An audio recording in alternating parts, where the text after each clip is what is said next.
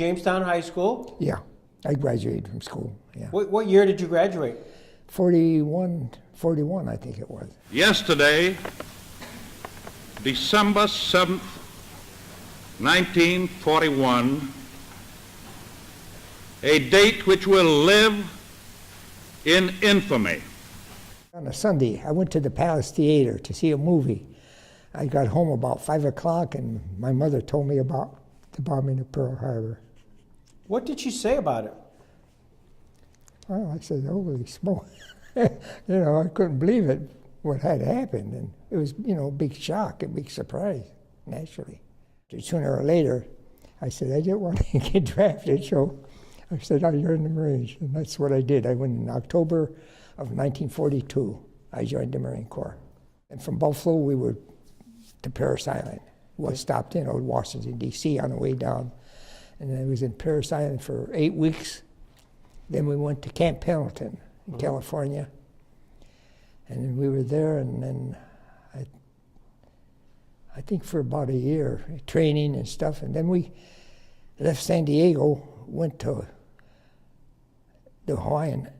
And we were went right into action, into the Pacific. The Marshall Islands. Ah, okay. Roy and Namur, there was two islands there we had to take. Right. We took those, and then we come back to Hawaii, regrouped again, and then we shoved off again to the Marianas, took Saipan, the Battle of Saipan, the invasion of Saipan. Then we boarded ship and went to the invasion of Tinian, right after another. And then after that, we came back to the Hawaiian Islands and, built up again and everything and shoved off. They never told us where we were going. And then we went up to Iwo Jima. That was in 45, February of 45, I think it was. Yeah. In fact, the anniversary date will be coming up on the 19th.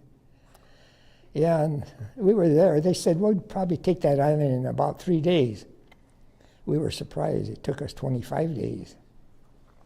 We were being shelled like everything on that island. But anyway, after that, we were supposed to go to Okinawa, but we were too shot up. We couldn't do it. We had to come back to the Hawaiian Islands, and then that was, of course, the last battle. I was in the infantry artillery. Mm-hmm. We started off with the 75 millimeter howitzers, the pack howitzers, right.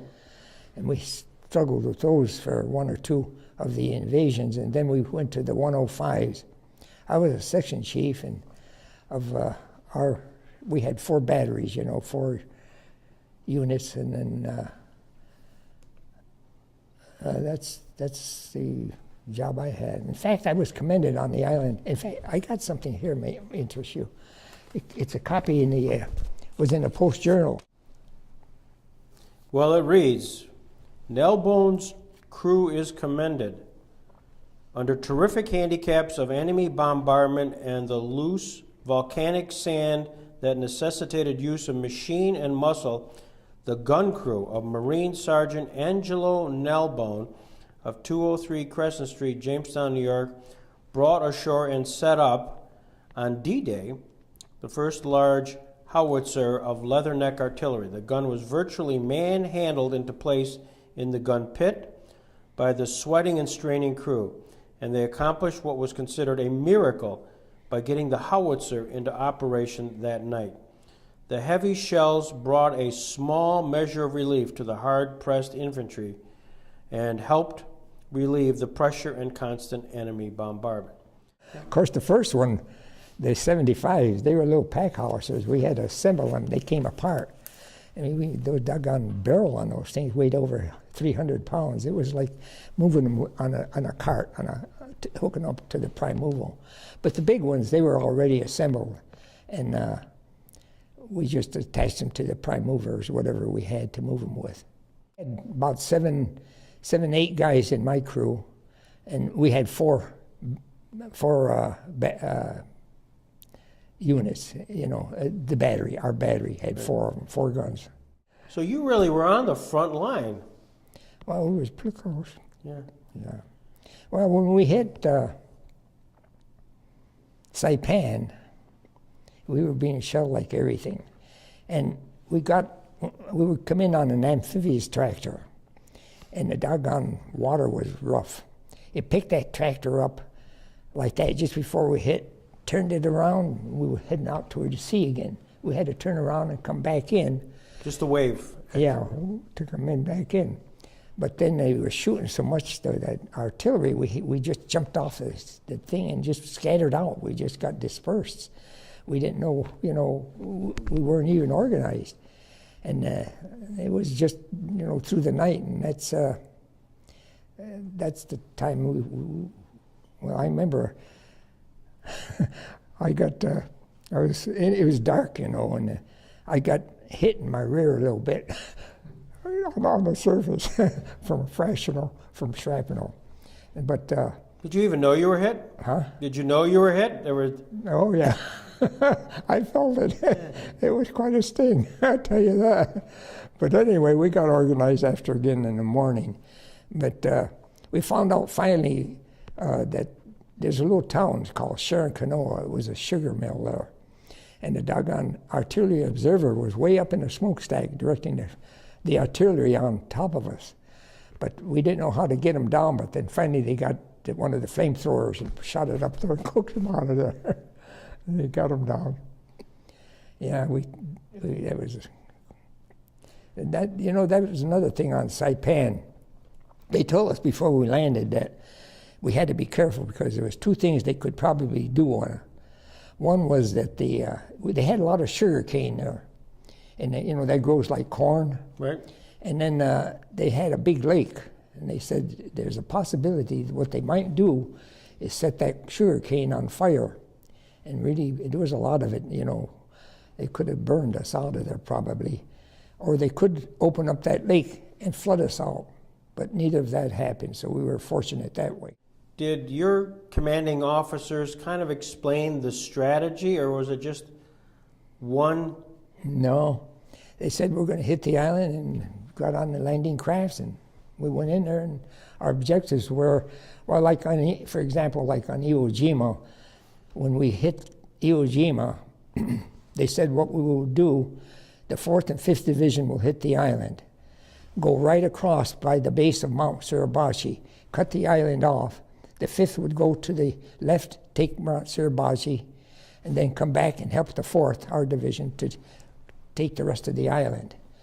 It took 3 days to take the Suribachi, and then it was about 25 days afterward to take the remainder of the island. When we took Saipan, I realized we did something good because that was the B-29s, I never saw a B-29. And apparently we had enough of the island, so one of the crippled B-29s landed on Saipan. Boy, when we saw that aircraft, we said, holy smoke, what a big bomber that was. And then it made me feel good that we got that island, and then we got Tinian as a base too for the Sepa bombers. And then taking Iwo Jima, I felt good again about that because it gave a base. That was only about 600 miles from Japan, and it was a good base for the fighters to support the B-29s when they went over to bomb Japan. And I knew we were doing some good. I heard the term often about taking an island, actually taking it. What does that really mean? Is there a surrender? Do the Japanese just leave the island? How do you know when you really have taken it? No, none of them left the island. We shot all we could and took all the prisoners that we could take. And that's the way it was with every island. Mm-hmm. Of course, some of them were a little harder than others to take because of the caves. Yeah. They were hiding in. Yeah, I'll tell you another thing on Saipan I saw that it impressed me was a dogfight, aerial dogfight. You see them in the movies and see them and all that, but when you see them really, actually, it really, really impresses you. I got to thank God for this here. There was a Jap plane. I don't know, I was separated from our group, He must have had his eye on me. He came down, and I'll tell you, I never felt this here as much as I could. He was after me. He was going to shooting at me. I didn't have no alternative, just throw myself on the ground. And boy, what a feeling it was to see those ground shaking in their boots right alongside of me.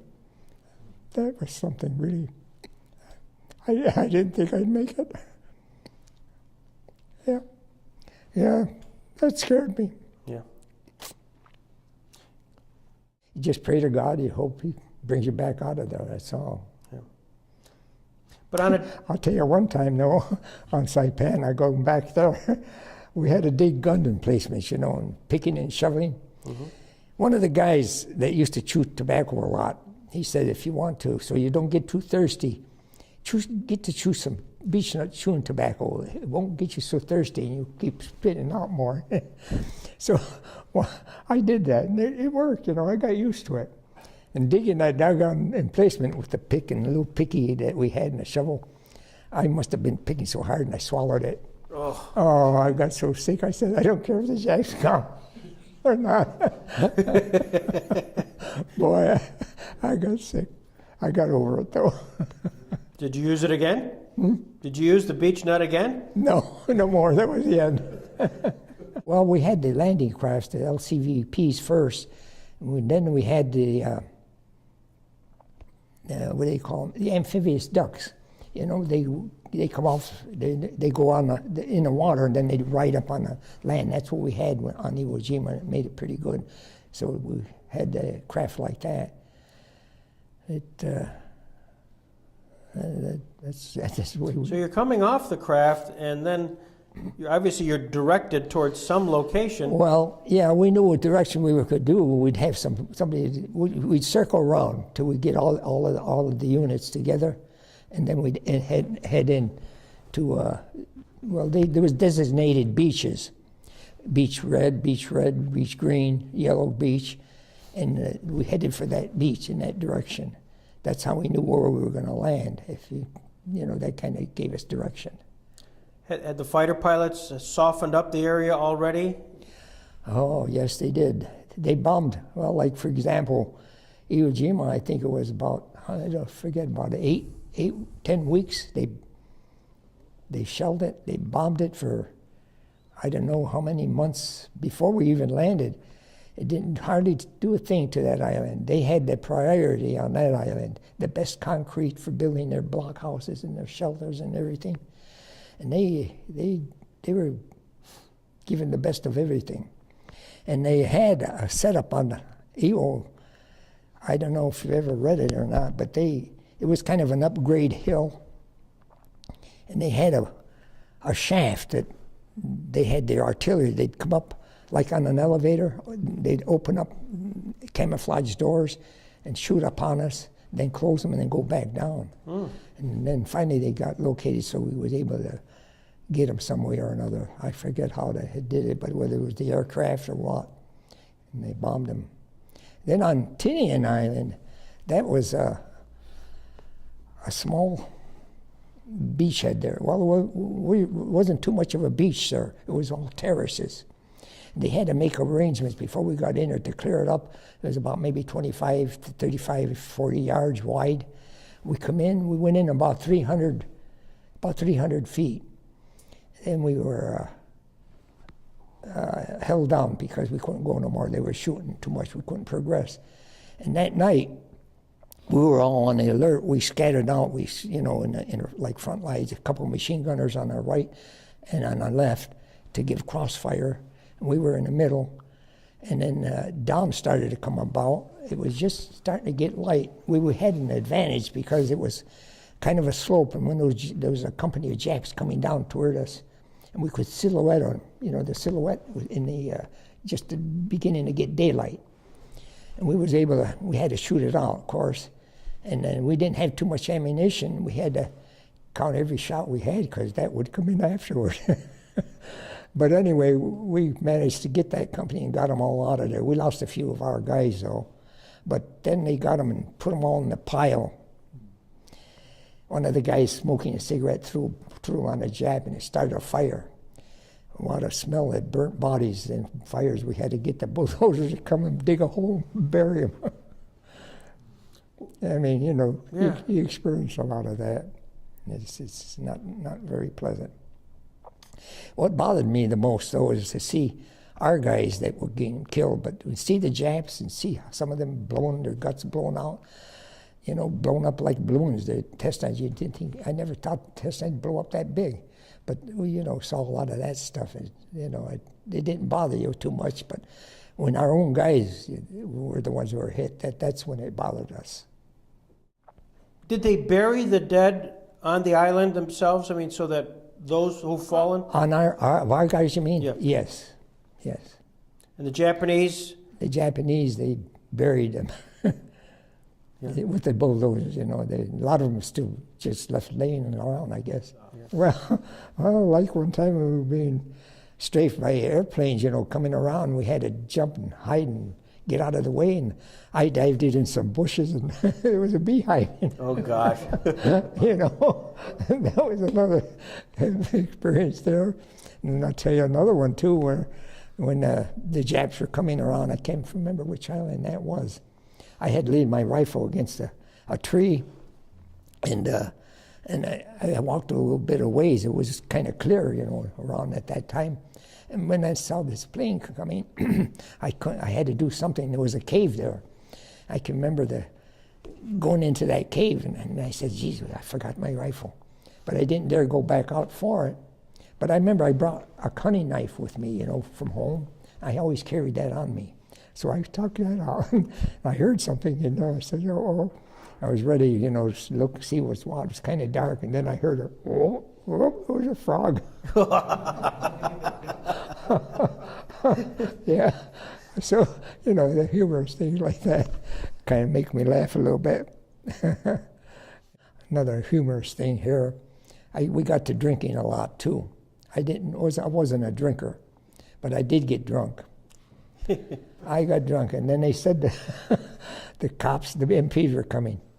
We all scattered, and I said, where the heck am I going to go? I still knew what I was doing. I went under a truck and hid under the truck. They caught me. They put me in the brig.